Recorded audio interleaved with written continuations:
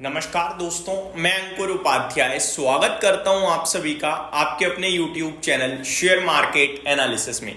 कल से फ्राइडे तक कहां पे होगा बड़ा एक्शन, इसके बारे में तो आप सभी के साथ बात करूंगा ही करूंगा। साथ ही साथ इंडिया पाक को लेकर फ्रेश डेवलपमेंट होते हुए दिख रहे हैं। दो खबरें हैं, एक तो पूरे के पूरे जर्नल न्यूज चैनल्स पे चल रही है कि इंडिया ने पाकिस्तान के जिन्होंने हमला किया था उन लोगों के घरों पे अटैक कर दिया है। करीब 60 प्लेसेस हैं जहां अटैक हुआ है, ये रिपोर्ट्स बता रही हैं। और न्यूज चैनल्स पे बताया जा रहा है कि 10 हमलावर के घरों पे अटैक हुआ है। घरों को पूरा तोड़फोड़ हो चुका है, मतलब मलबे में बदल चुके हैं, वो दिखाई जा रही हैं क्लिप्स। बट कौन गया कौन नहीं गया कुछ पता नहीं चला। इनफैक्ट मैं जो पढ़ पा रहा था मिनट पे जो रिपोर्ट थी, वो तो ये कह रही थी बीते 2 दिनों में ये कुछ हुआ है, और खबरें अब सामने आते हुए दिख रही हैं।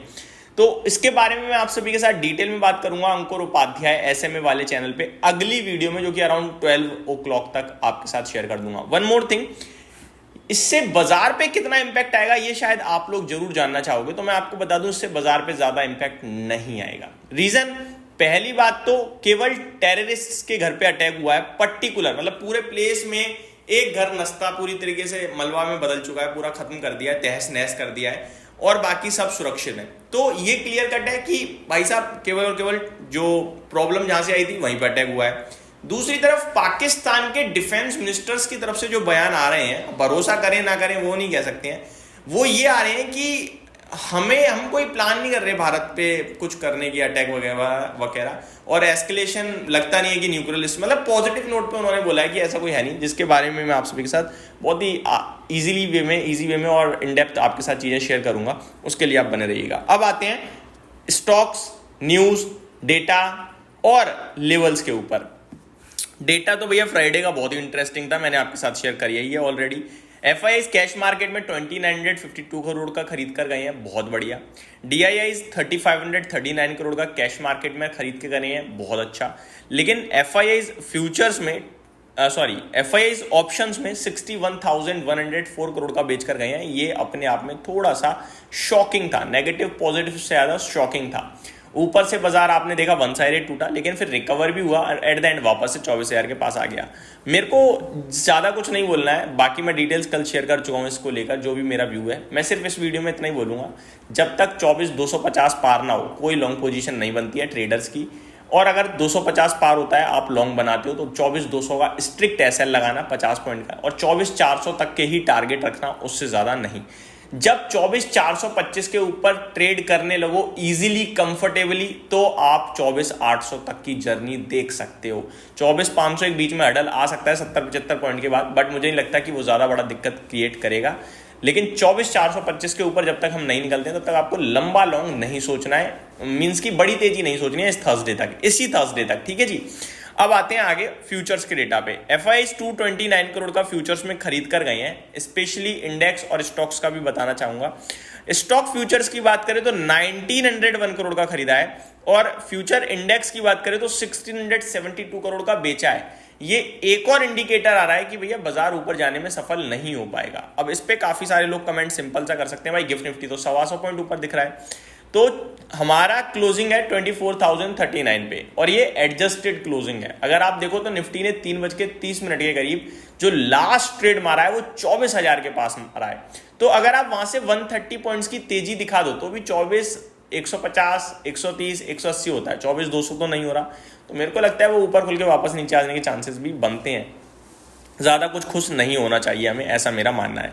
जिस हिसाब से मार्केट ब्रेथ थी फ्राइडे, वो पैनिक क्रिएट कर रहा था, सेलिंग थी भरपूर, तो मेरे को नहीं लगता कि हमें ज्यादा टेंशन लेनी है। बट इतना जरूर है कि लंबी अवधि के लिए बाय ऑन डिप करनी है बाजार में, जैसा कि एफआईआईज और डीआईज ने भी करा है फ्राइडे को, ठीक है जी। ये तो हो गया मार्केट को लेकर व्यू। अब आते हैं आगे।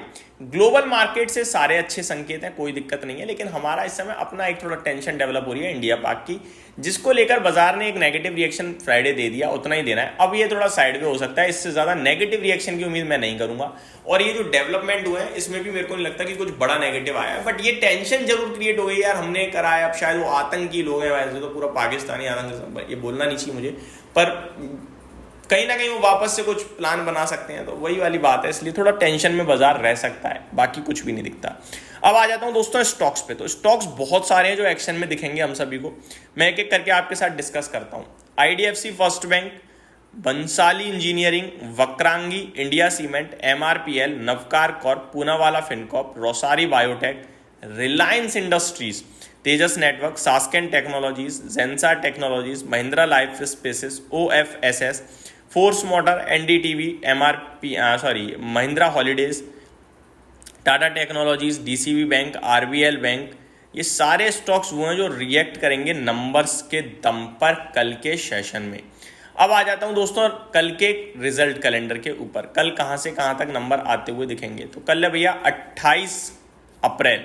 अल्ट्राटेक सीमेंट निफ्टी का कैंडिडेट नंबर्स पेश करेगा। IRFC, Adani green, TVS motor, IDBI bank, Adani total gas, Oberoi reality, Hexaware tech, Nippon life industries, UCO bank, KPIT technology, central bank, गोल्डजिट general insurance, PNB housing finance, first source solution, KFin technology, Hatsun agro, Castrol India, TVS holding, Aditya AMC, Indegene, IIFL capital, CSB bank, RPG life sciences, green ply industries, Tanfac industries, और बड़ी लंबी list है दोस्तों, और धीरे धीरे list बढ़ती ही चली जाएगी नंबर्स जो आते हुए दिखेंगे हमें कल के सेशन में।